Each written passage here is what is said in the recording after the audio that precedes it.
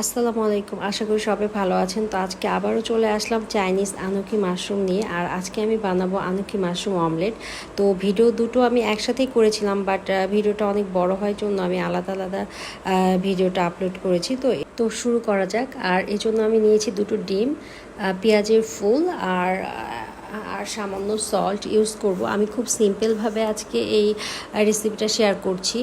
আর রেসিপিটা সিম্পল হলেও খেতে কিন্তু খুব মজা ছিল। পেঁয়াজের ফুলটা ছোট ছোট করে কেটে নিব। আর পেঁয়াজের ফুলটা এমনভাবে কাটতে হবে যাতে সবগুলো একই সাইজের হয়, কারণ একটু ছোট বড় সাইজ হলে কিন্তু দেখতে ভালো লাগবে না।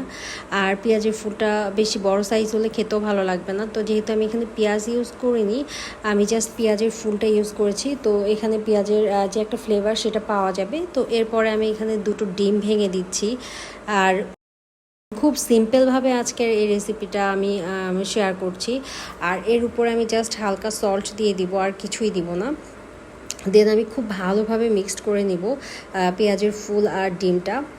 তো দেখতেই পাচ্ছেন আমি কিভাবে মিক্সড করছি।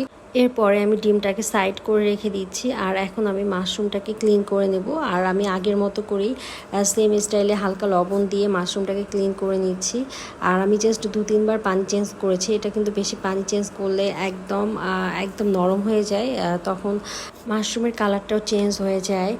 তো এই জন্য খুব সাবধানে সামান্য লবণ দিয়ে ক্লিন করে নিতে হবে। এখন প্যানে বাটার দিয়ে নিব। আর বাটারটাকে মেল্ট হওয়া পর্যন্ত ওয়েট করব। আর বাটারটা যখন পুরোপুরি মেল্ট হয়ে যাবে, ঠিক এই পর্যায়ে কিন্তু আমি মাশরুমগুলো দিয়ে দিব। তো মাশরুমগুলোকে খুব ছড়িয়ে ছিটিয়ে দিতে হবে যাতে চারপাশে সমানভাবে পড়ে। আর ঠিক যেভাবে আপনারা দেখতে পাচ্ছেন আমি কিন্তু ঠিক এভাবে দিয়েছি। এবং মাশরুমটা যখন দেয়া হয়ে গেছে তখন আমি জাস্ট একটা চামচের সাহায্যে খুব ভালোভাবে একটু ছড়িয়ে দিচ্ছিলাম যাতে বাটারটার সাথে এটা একটু ভালোভাবে মিক্সড হয়ে যায় আর বাটারের ফ্লেভারটা সম্পূর্ণ মাশরুমের মধ্যেই চলে আসে। মাশরুমটা যখন সামান্য সফট হয়ে আসবে ঠিক সেই পর্যায়ে কিন্তু আমরা ডিমের মিক্সিংটা দিয়ে দিব। আর দেওয়ার পর আমি এখানে জাস্ট চিলি ফ্লেক্স উপর দিয়ে ছিটিয়ে দিচ্ছি, কারণ আমরা কিন্তু মরিচ ইউজ করিনি। তো আপনারা যে যেরকম ঝাল খান সেই অনুযায়ী আপনার মরিচটা ব্যবহার করার চেষ্টা করবেন। এখন ডিমের এক সাইড হয়ে গেলে আমরা ডিমটাকে উল্টিয়ে দিব। আর এই কাজটা কিন্তু খুব সাবধানে করতে হবে।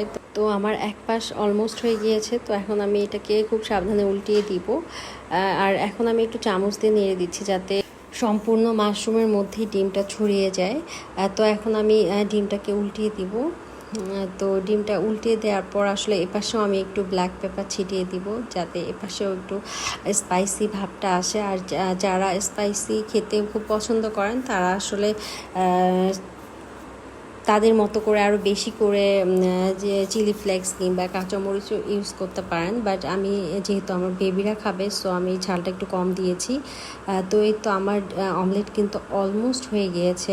আপনারা দেখতেই পাচ্ছেন কতটা সুন্দর লাগছে। আর পেঁয়াজের ফুলের একটা আলাদা ফ্লেভার আছে। কেউ কেউ চাইলে আপনারা এখানে কিন্তু একটু গার্লিক ইউজ করতে পারেন, জিঞ্জার ইউজ করতে পারেন, বাট আমি এগুলো কিছুই করি না। আমি খুব সিম্পলভাবে মেক করেছি। আর যেহেতু আমার বেবিরা খাবে সেই চিন্তা করে আমি মানে ঝালটাও খুব কম দিয়েছি।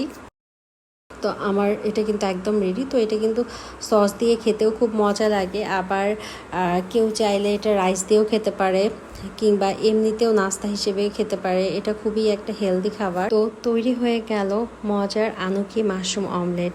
ভিডিওটা ভালো লাগলে লাইক শেয়ার দিবেন। Thank you for watching. আসসালামু আলাইকুম।